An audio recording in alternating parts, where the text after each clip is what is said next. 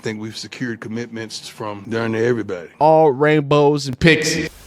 Transfer portal has officially been closed, well, at least this window for the fall season, December 28th. We will be locked back into another transfer window in the springtime. So what I'm going to do today is just take a peek at this and see the full scope of things that Colorado has done, see who they lost, who they brought in, see what the rankings are, man. I really appreciate y'all watching these videos. I hope y'all enjoyed y'all's holiday season. Hope y'all enjoying bowl season. Gonna have plenty of videos coming out for you guys. Please leave a like if you like it, dislike if you don't like it, subscribe if you enjoy college football content. Let's get right into the content, man. No dilly nor dallying. Now, going all the way back to what Deion Sanders was saying, some of the tweets and things, just reading off. And Deion says to many of the poor young men that's looking and searching for the right situation, you're going to get vetted thoroughly by us. And then I pray you know the difference of being offered a bag and being offered a blessing. Ask grandma on them what I mean. And Coach Prime, of course, says he is not hard to find. The first few transfers that Colorado brought in at the time were offensive lineman Carter Miller, defensive lineman Jaheim Otis out of Alabama. You had Zach Atkins, the Southwestern Missouri tight end. You had kicker Buck Buchanan and linebacker Reggie Hughes. So those were the first five. Here was Deion Sanders early on. This is something that we've heard him talk about this for a while. We're going to hear Just him say we get on 25 this again. high school players. If it's How many is going to play that freshman year at the most? Let's say 4 or 5, right? And so now you got 20 guys redshirted. So when you go through that spring with that 20 guys redshirted, how many are you going to retain after that spring? Or how many are going to jump in the portal on you? Let's just do it. If any one of you going to go statistically and try to calculate this, I already done it. So it's going to be how many? Half. Okay, why don't I just focus on 10? Guys that can – see, when we grab a freshman, we expect that guy to play.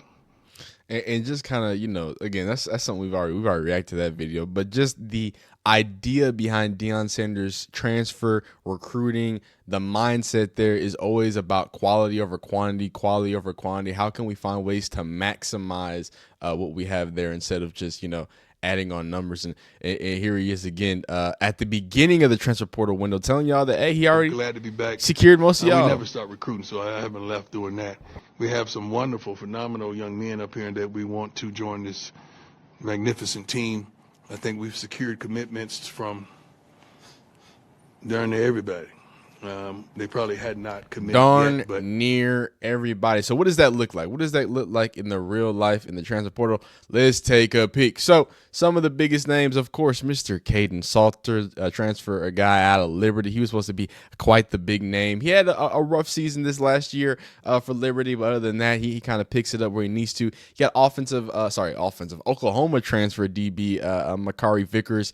He's a 6'1" DB. He'll 3 years of eligibility left. Top 85 recruit in the 2023 class. You got more recently USF transfer safety Tariq Byard, the youngest brother of two-time NFL pro safety Kevin Byard, if you've ever heard of him, he's a dog, is headed to Colorado. 6'1", 200-pound safety. He totaled 54 tackles, 8.5 tackles for loss, 2 sacks, 1 fumble recovery, and 1 interception this season. 3 years of eligibility left. You have to hope that Deion Sanders is going to keep continuing to add and really build upon, having these guys with a lot of, eligibility. I felt like in the past, even the last few years, with the Kill Hill Greens of the world, even though he transferred out, we're going to get into that. But there was a lot of older people, right? A lot of veteran people. I feel like the transfer has been high quality younger guys. And just like Deion alluded to, hey man, they're gonna transfer out anyway. So I think that some of that has to do with that. But hopefully the upside there, if they do stay, got 2 more years with them. So that's good. Of course, we talked about Deion Sanders. I think that was one of the bigger names, especially with, of course, Julian Lewis being a part of Colorado, right? Those two playing out. And I think it really gives them, even if Julian Lewis doesn't start, it gives them great depth. And if Julian Lewis does start, it gives them elite depth at that point. Now you have the young freshman going out there with someone who's, at this point, a veteran quarterback that's taking a lot of snaps that can, at the very least, get the job done in a college football offense. So that's something really good to see. Another more recent one in the week of Christmas, you had Utah wide receiver who flipped from Utah, Mr. Joseph Williams. Of course, he's committed and signed with them Colorado boys. Man, that wide receiver room just keeps getting nastier and nastier. Of course, you have Quentin Gibson, and then you have, I forgot his name, Mr. 17, Isaiah Hodge, who's also just been developing for a full year. And he's a two-way player. Like, you're adding a lot of flavor. You got Draylon Miller right now. This is an exciting team, not just because of the bells and whistles, like some people say. This is an exciting team because they got some dynamic players. Like, say what you want about Caden Salter, the kid is dynamic, and of course, going all the way back to one of the first signings with both of them, of course, Northwestern Missouri State tight end transfer Zach Atkins. He's a big dog. Go check out that video. We watched this film. Very fun time. Kid's an absolute dog. Jaheim Otis, ESPN's #1 ranked defensive player.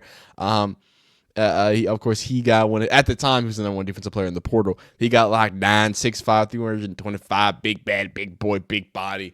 Going over there, being able to shore up the interior defensive line for the Bucks. But everything wasn't all rainbows and pixies, okay? You did have some losses in the transfer portal, and these weren't just losses that were just losses.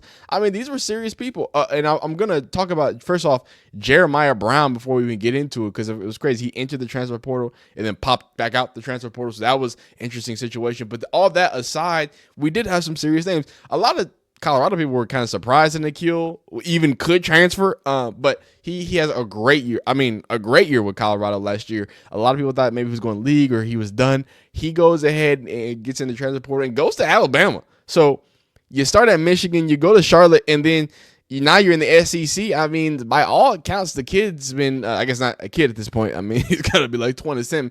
The dude with 1 year of eligibility is primed to have a really good year, and really setting himself hopefully to make that NFL push. Another one that is kind of one of those things that if you've been watching, especially with specifically the prime regime, Trevor Woods was a guy that was a bit of a savior in those first 3 weeks, right? A really standout guy that showed up in a lot of places and seemed to be a real aid when you talk about hearts and souls of guys. He was one of those seemingly emotional leaders too. So seeing him into the transfer portal, which he sat down, I believe in the 3rd week of the season, we looked at that too. So he sat down, redshirted that whole situation. So he redshirted to go ahead and enter the transfer portal, hoping to do some things. I have yet to see where he has transferred. So y'all gotta let me know if y'all have seen where he's transferred at or where he's going there. I have not seen it.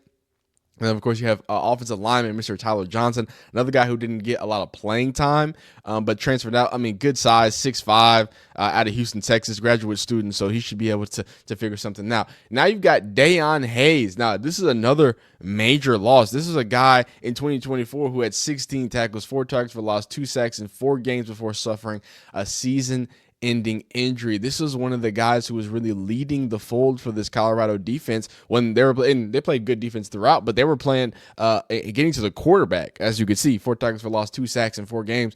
Him being able to go ahead and level up after that big injury and going to an A&M school, congratulations to him. But that's another major loss for Colorado. Just kind of putting everything into perspective and fully going back to perspective. Of course, and then Nahir Robinson, obviously Nate Robinson's a younger son. He had to leave there. He was a DB. Colton Hood, I think, got things handled down there over there in Florida. So that'll be what it will be. This is West Coast CFB. This was as of December 21st. He didn't really send another update. So at this point, we have Oregon at 90.3, and this is the average transfer portal commit rating. USC at 88.3, Colorado at 88, Oregon State 88, 87.5, Utah at 87.29, BYU at 87. So let's check out some of the rankings, the final rankings again as of this morning, 12/28, last day of this window of the transfer portal. And then we will go from here. So is it going to let me scroll? Are you going to let me scroll? Man, I'm trying to scroll down. All right, we got LSU at number 1. Texas Tech was at number 1 at the time, but now they are not. 89.77 average, as well as having 63.5 points, whatever that means. 8 4-stars, 3 4 5-stars, whatever. Let's get right down to Colorado. Colorado finishes not too shabby in the top 20, number 16, above the likes of UCLA, USC, Kansas, Miami. I mean, being above Miami in the transfer portal has got to be kind of crazy. 1 4-star in the transfer portal, 12 commits, 87.56 average. Not too bad when it comes to things. Let's take a peek at the Big 12 rankings for Colorado, as they are number 2, right behind Texas Tech. Texas Tech did some damage. Every time we get here, the thing that I keep coming back to is golly, them boys in Lubbock went crazy. Them boys did some damage. So shout out to them. Colorado number 2 in their conference. And then again, this is more of a broader look at kind of what happened this season. Can we move over, please? Thank you, sir. Move over, please. Boom. Obviously, Malachi Vickers in. Damon Greaves, I believe he just that was another new one. You got Reginald Hughes. You got Buck Buchanan. Like we said, I did not say this one, and I probably won't be able to say it, but offensive tackle, 6'4", big body dude, Joseph Williams out of Tulsa, Carter Miller, out of ULM, Garva Lightfoot out of Fresno, and that was a defensive lineman that came and visited early on. Caden Salter, of course, Tawik Byard, the safety that just committed, Zach Atkins, the tight end, Jaheim Otis, which was the first, and of course a lot of losses there. Trevor Woods, Nikhil Hill Green, Ethan Boyd, Destin White, Tyler Johnson, Dayon Hayes, who's already locked in, Asad Wasim, who's locked in as well. You got Yakir Walker, also locked in with Memphis, Peyton Kirkland out there in Miami of Ohio, Jordan of can't pronounce that. Going to Stafford. Morgan Pearson is still looking for a place. Cardell Russell ends up in the Miami of Ohio. Rayon Blue's out looking. Walters in Ball State. And Johnny Chaney is out there looking around. I think this is a cool little, you know what I'm saying? A little bow at the end of what the transfer portal looks like for Colorado. At least this, like I said, this window. There will be another window opening up. So be on the lookout there. And I think it's easy to say that Deion Sanders got a lot of damage done, right? I think you've bolstered a lot of places that I think Colorado's already been known for. You add more dynamicisms. Oh, that's not a real word. You add more dynamicism to your wide receiver room.